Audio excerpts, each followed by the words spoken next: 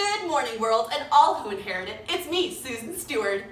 And we have on the show today some really awesome people. So put a pause button on your dreary life and listen up to me. Last week we had on the show Junie B. Jones, a first grader who's making her way in the big literature world. She hopes one day to be in the AP Lit canon. Now we have on the show someone already experiencing the fame of the AP Lit canon. Welcome everyone, our star of the day, Ophelia. Thank you. I do have quite a busy schedule. So, Ophelia, I hear you're in a book. Omelet? Hamlet?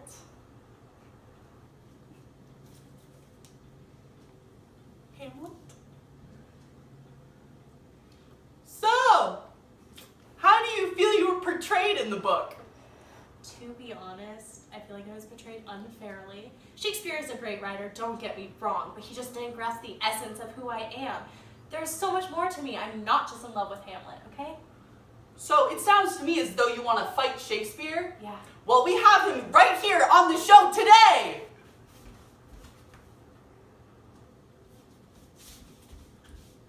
Correction! Shakespeare is dead! Good job fighting him. So, Ophelia, if you are portrayed unfairly, what is the real Ophelia like? The real Ophelia isn't crazy. They make me seem like I'm insane and that I see things and hear things and I have no idea what's going on, but I do know what's going on. I mean, when someone's going through so much, they come across as crazy when they're not. All my feelings and everything I felt is just. And there's other people in this world that feel exactly the same and have done exactly the same things, or worse. Thank you, Ophelia, for opening up to us and the millions of viewers that we have. Now we have a clip from one of the plays, movies, because it was a play. It's also a book. We made it into a movie. We have one of those clips right now.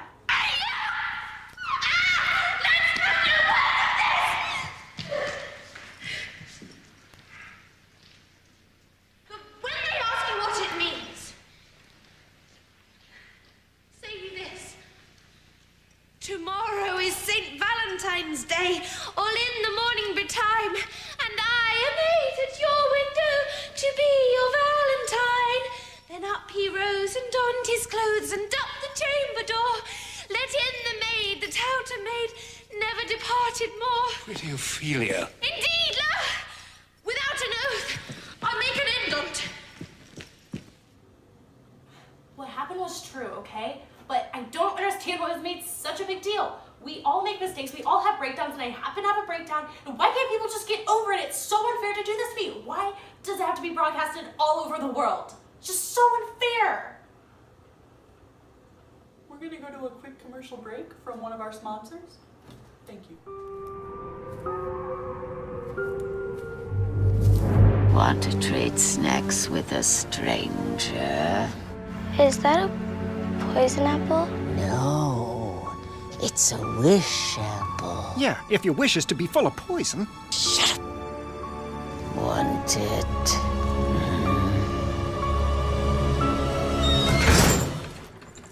Good choice, kid. Wonderful halos. Sweet, seedless, easy peel. Well, we're back now. I'm sorry for my disturbance. I've been working with my therapist on my issues, and it's been getting kind of better, but sometimes I have mess-ups. That's all right. Everyone has their mess-ups. Well, we also really appreciate you being here, but we have one last little topic to discuss. Our topic is, when you were last seen or heard of in Hamlet, you have committed suicide by drowning. Obviously, you did not do that because you were sitting here, unless you're a ghost. So if you are a ghost, please explain that to me, or explain what really happened. Okay, so here we go. I actually met this guy who was really cute and I really liked him. But he was of a lower social class, so my dad would not be happy if I married him. And since everyone thought I was going crazy, it seemed like the plausible idea was to fake my death. And it worked. Everyone believed it. That sounds like a good idea. I should do that as well. Are you guys still together? Yes, actually we are. We've been married ever since I faked my death, and we've just been getting stronger. That sounds like one happy ending, unlike the ending of Hamlet. Good thing you got out while you could. Stick around for our next guest. Welcome back. Now we have from The Circle by Dave Eggers, May Holland. Hey May, how are you? I'm quite well. I'm excited to be on your show. I'm excited to have you on the show. So can you give us a little rundown of what happened in The Circle? Oh, I'd love to. It all started when I was 24. I was working for a small utility company in my hometown, but when I was offered a job at the high-tech company, The Circle. I started with customer support, but then I slowly made my way up. But The Circle was all about transparency. You were expected to always post on social media and go to all their events. Not really the best place for an introvert. Well, sometimes you have to get outside your comfort zone, like me, Susan Stewart, and just be out there and outgoing, crazy. It's me, Susan Stewart. Well, I'm really glad that worked for you, but I'm not sure if The Circle was the best place for me. Eventually, I found out some company secrets, and I was told to go completely transparent. A camera on me all times with the whole world watching. Like me, Susan Stewart, who has 1 million viewers right now. Like me on Instagram.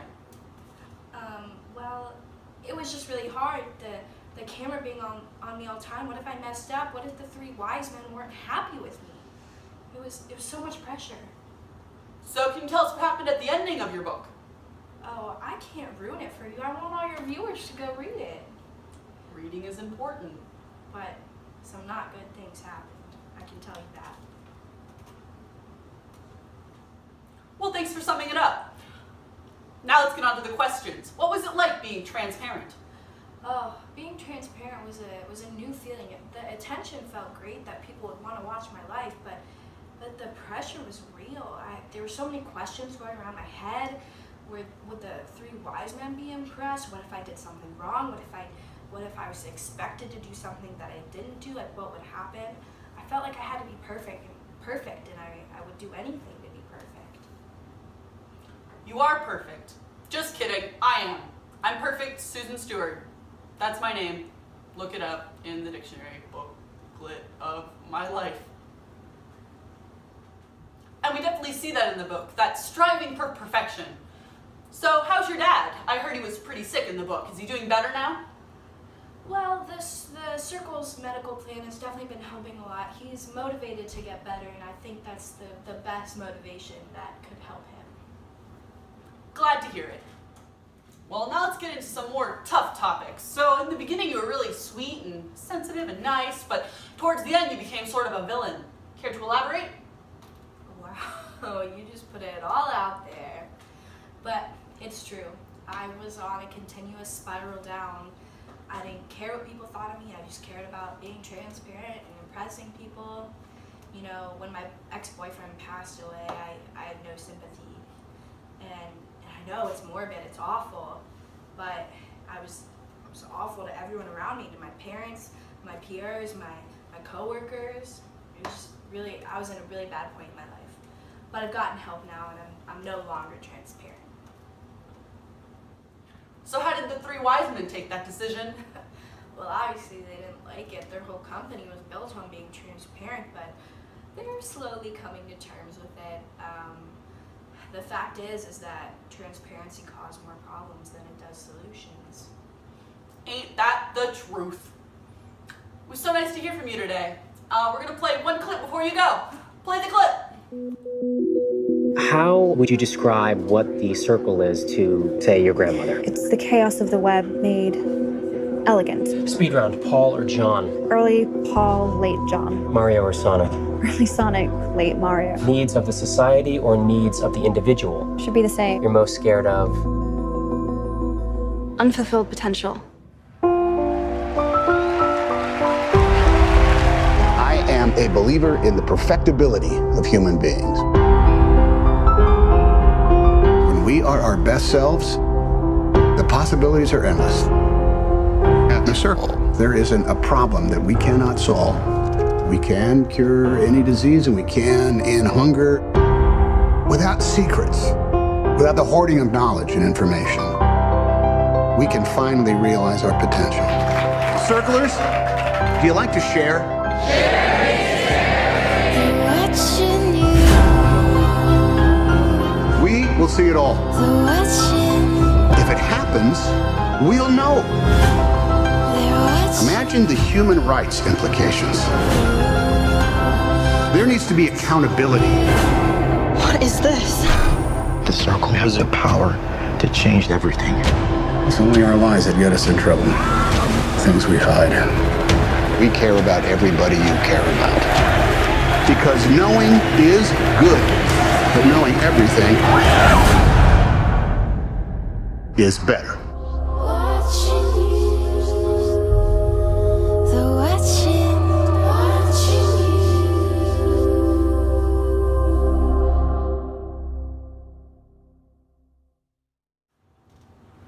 Wow, that was an awesome clip. I'm so honored that Emma Watson is playing me in the movie. But I think it looks great. I think it's going to be a great movie, but everyone should read the book first. Thanks for being here. Thanks for having me. May Holland, everyone. Well, now we're going to play a quick game of a crowd favorite, word association. How you play is I'm going to hold up a word, and our lovely guests that are not here currently are going to be saying the first word that pops into their mind. We're going to do a quick warm-up round, but before we do, we're going to bring back out May and Ophelia. Let's give it up for them. Thank you, audience. That is not there. Okay. You guys ready? We're going to play the quick warm-up round. I'm ready. All right, ready? All right. First word is crime. Punishment. You win. All right, that was pretty good. Now we're going to get into our first round. Our first word is equality. Opportunity. Never. Okay. And round 2, ding ding, love. Always. Dependent. Okay, and third round, fate. Tragic. Changeable. Ooh, and our last round, innocence. Stolen. I'm going to have to go with Ophelia on this one. All right, now as the judges tally our scores, we're going to get some of the reasoning behind those words. All right, with equality, Ophelia said never. Can you tell us why? Well, because you can't really live your life in equal parts, you know? I can't always be equal to my lover and my family, and I always can't be equal to my brain than to my heart. And we have to make choices and sacrifices sometimes. And May, our next word was love. And you said dependent. Care to elaborate? Well, all my past relationships have been toxic. With the guys I've been with haven't wanted me to go pursue my dreams. I haven't been able to be independent and chase my dreams. So for me, love is a form of dependence where I just want to be independent and do what I want. And our next word was fate. And you said tragic, Ophelia. Can you give us your reasoning? I think fate is a very real thing, and it doesn't always end well. Even if the person is the sweetest and has the best intentions, it can always sometimes go poorly, and that's pretty tragic. Mm-hmm. That's a very sweet observation. And for you, May, you said changeable? Yeah, I feel like I've changed my fate many times. I was working in a small utility company, and I got a job at the Circle, and then I was on a really continuous spiral down, and I changed that, and now I'm here today, so yeah. All right, everyone, that's all the time we have for today. Say thank you to May and Ophelia, and go change your tragic fate. Thanks, everyone. Goodbye.